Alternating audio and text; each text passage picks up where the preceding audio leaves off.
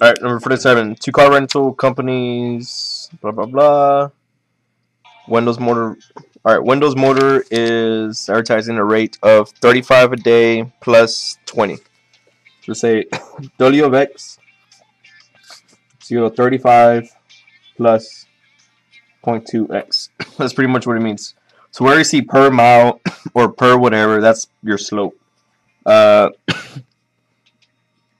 Marinas is 25 a day plus 40 a mile. So 0.4x. Now he's got a master graph.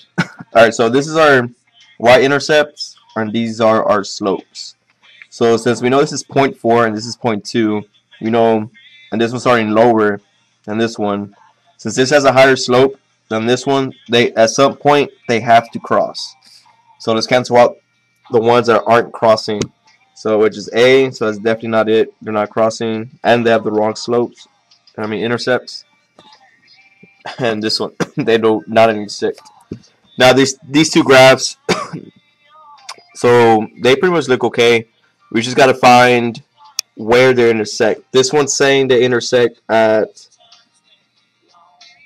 like 70, and then this one's 50. So now we just got to solve and set them equal to each other and solve to see where they intersect. All right, so do that. We're gonna do a little bit of algebra, like always.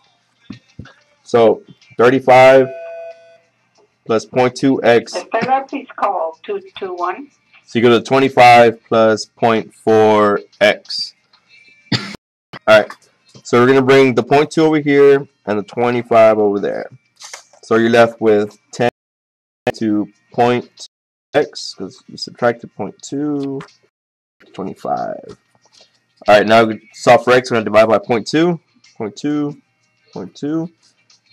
This means the same thing as 100 divided by 2 is equal to x, which is 50. So this 50 is telling us that when x is 50, both of these are the same, which means they both intersect. So this one's 50, and they intersect at 50. So the answer is D. Pretty easy. For 48, Nisha can solve a set of 5 math problems in 12 minutes. So 5 minutes per, 5 per 12 minutes. They want to know, at this rate, how long would it take for her to solve 20 sets of 7 math problems? So 20 sets of 7 math problems is that 20 times 7 is 140. Okay. So we're gonna do this. We're gonna do the ratio way, and then which would be pretty easy. Then you're gonna be like, oh, duh. Okay. So we're trying to solve for. So we put this one on top, because to do the ratios, you have to put the same thing. So since problems are on top, you have to put the problems on top on the other side too. And how long it takes. So you got to cross multiply. Solve ratio. So it's 5x is equal to 140 times 12 to 1680. Sorry. Divide by x. Divide by 5. You get 306 minutes. Alright, so how long does this take? So everything's in terms of hours and minutes. So we got to convert this into minutes. So pretty much you're going to divide by 60. 60 goes into this at least 5 times. So it gives it 300. So you're left with 36 over 60. So it's 5 hours and 36 minutes. So the answer is J. 48. J, yes, we got the right answer. Alright, another way to do this, which pretty much the same way we're doing, is cross multiplying, but just in our head. So it takes 12 minutes to do 5 problems, and there's 140. How does 5 go into 140? Well, then you solve 140 divided by 5. It's 10. It's 28. Then 12. So now it's 28 times. So it's doing 5 problems 28 times, which is the same thing as saying, so to do so now it's 12 minutes for 12 minutes for 5 problems, and you're doing it 28 times. So there's 12 times 28, which should give you the same thing as 336, right? Yes. Yeah. Okay, and then now you do the same thing, divide by 60. It gives you 536 over 60. So I don't know which way you think, the ratio based or this way.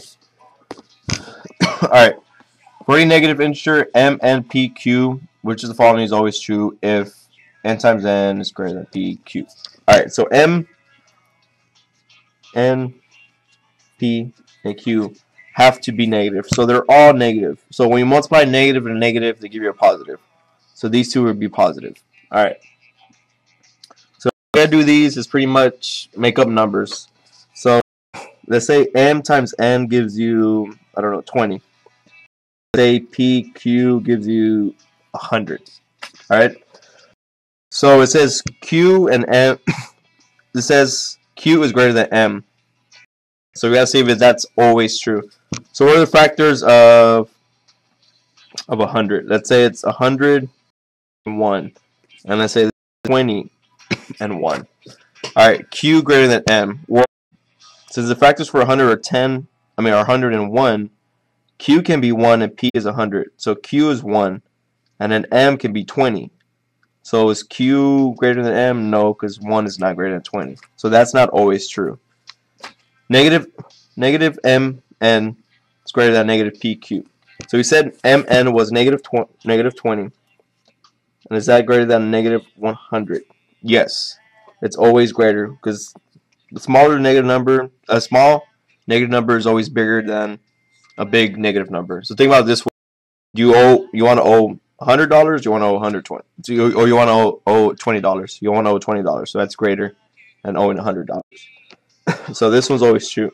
So we just put a question mark on it just to be sure. Negative n is greater than negative p. The same thing. If it's negative n, you say negative 1 leaves 100. Negative 100. Is that true? No. So that's all. NQ is greater than MP.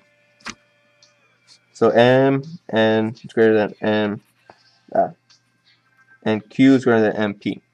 So we say that Q was 100 this time, and N was 20, and then MP is just 1 and 1. So that's not true. The thing that's always true, what is going to be B. All right, 50. All right, so front view is a perfect square, and right is like a staircase. Okay. So front view. So if we're looking from the front, that means there has to be a cube in every single spot. So F, all down the line, yes, they're all there. H, they're all there. G, yes, they're all there. Okay. You can cross that one out. Now right view. So it means in the bottom layer, you have 3, the top, in the middle 2, and 1. Alright. So you look at this one. If you look at it from the right, you see all 3, and then you see all 3, then you see 1. So you see 3, 3, 1. And that's not what we want. We want 3, 2, 1. H. You see 3, you see 2, you see 1. So that's what we want. G. You see 3, you see 2, you see 2. That's not what we want. You see 3, 1, 1. That's not what we want. So the answer is